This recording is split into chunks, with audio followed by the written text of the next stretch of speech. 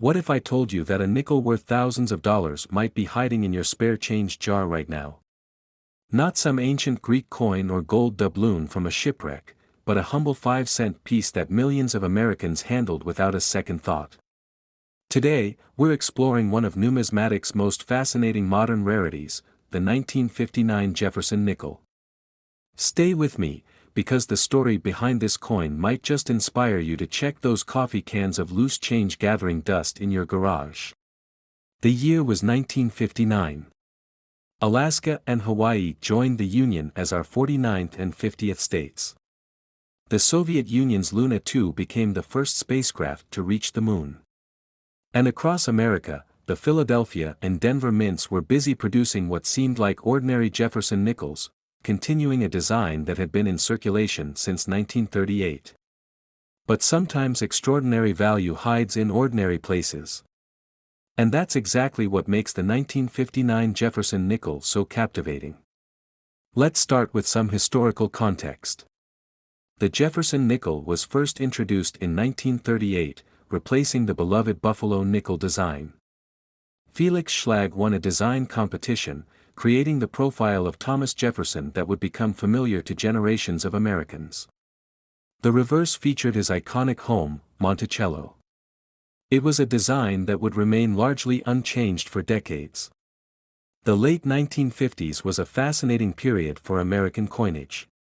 The mint was experiencing growing pains as coin demand increased with the booming post-war economy. Quality control was becoming more challenging as production volumes grew. This set the stage for some of the most interesting modern mint errors. What most people don't realize is that 1959 produced some truly exceptional Jefferson nickel varieties and errors. The Philadelphia Mint alone struck over 27 million nickels that year, while Denver added another 160 million. Among these hundreds of millions of coins, a few extraordinary examples emerged. Let's talk about what makes certain 1959 nickels so valuable. First, there's the legendary Heavy D variety from the Denver Mint. On these coins, the D mint mark appears dramatically doubled, looking almost like two overlapping DS. This happened during the die preparation process when the mint mark was punched multiple times at slightly different positions. Under magnification, the doubling is unmistakable. Then there's the even rarer, misplaced D variety, where the mint mark appears in an unusual location, slightly tucked under Jefferson's bust rather than in its normal position to the right of Monticello.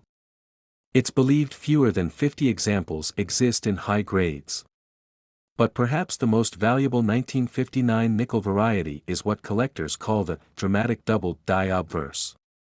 On these coins, you'll notice distinct doubling on Jefferson's profile, particularly visible in the words Liberty in God We Trust. This happened when the hub, the master tool used to create dies, struck the working die multiple times with slight rotational movement between impressions. The result is a coin with noticeably doubled features visible to the naked eye. What makes these error coins so compelling is their rarity combined with their accessibility. Unlike ancient coins or gold rarities that were never in common circulation, these nickels passed through countless hands, possibly including yours. They weren't special commemorative issues, they were workday coins made for commerce. Let's talk value. While a typical circulated 1959 Jefferson nickel is worth only its face value of 5 cents, the rare varieties command serious premiums. A certified Heavy D variety in MS 65 condition, meaning uncirculated with minimal imperfections, can fetch $500 to $1,000. The misplaced D variety is even more valuable, with examples in similar condition selling for $2,000 to $5,000. But it's the dramatic doubled die obverse that truly excites collectors.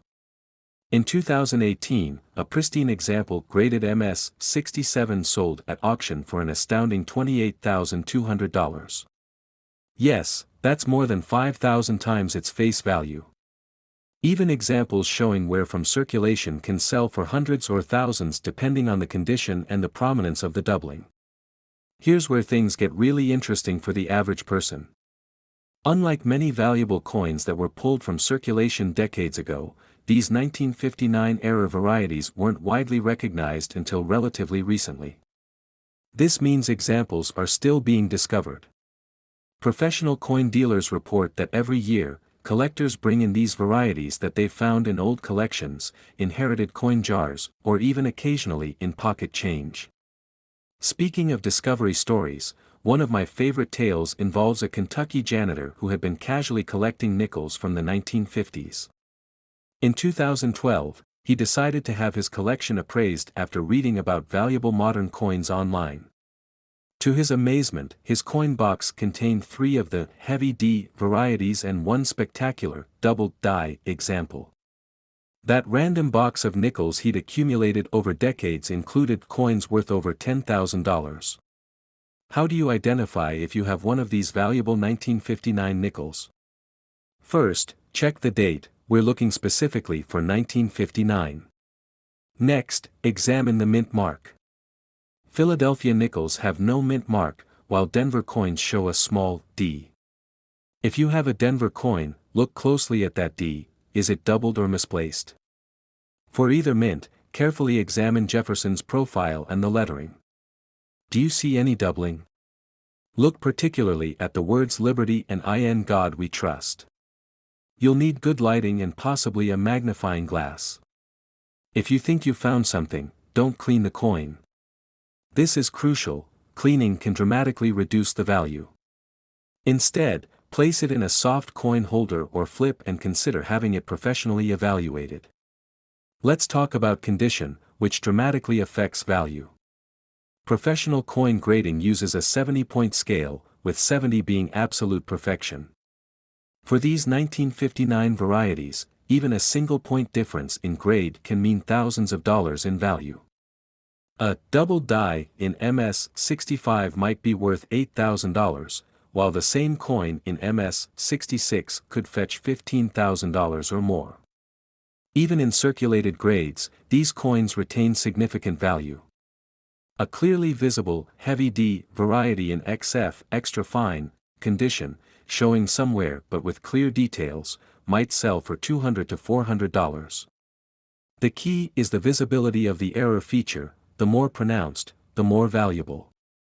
Another fascinating aspect of the 1959 Jefferson nickel is how it reflects the state of American minting technology at a time of transition. The late 1950s represented a challenging period for the U.S. Mint. Coin demand was increasing dramatically, pushing production capacity to its limits. This pressure led to shortcuts and quality control issues that created these valuable varieties. It's ironic that the Mint's struggles during this period created coins that would eventually be worth thousands of times their intended value. There's something democratizing about error coins like the 1959 Jefferson nickel varieties. Unlike rare gold coins or ancient silver that were always valuable and carefully preserved, these were everyday coins that gained their value through quirks in the manufacturing process. They're treasures that passed through ordinary hands, possibly overlooked for decades. This is what I find most compelling about numismatics, the idea that extraordinary value can hide in plain sight. The 1959 Jefferson nickel reminds us to pay attention to the details, to look more closely at the ordinary things we take for granted.